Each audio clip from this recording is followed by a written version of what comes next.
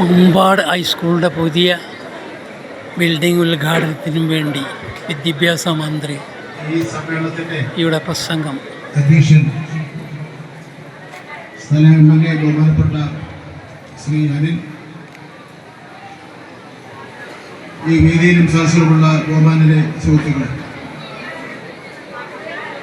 ബഹുമാനപ്പെട്ട അധ്യക്ഷൻ എൻ്റെ വകുപ്പിനെ സംബന്ധിച്ചിടത്തോളവും എൻ്റെ ഓഫീസിനെ സംബന്ധിച്ചും പറഞ്ഞ വാക്കുകൾക്ക് ഞാൻ അങ്ങേയറ്റത്തെ നന്ദി രേഖപ്പെടുത്തുവാൻ അവസരം.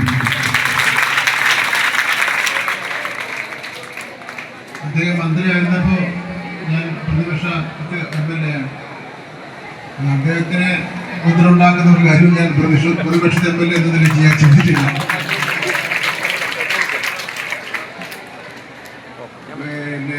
ഇപ്പോൾ ഞാൻ മന്ത്രി, അദ്ദേഹം പ്രതിപക്ഷത്വമാണ്.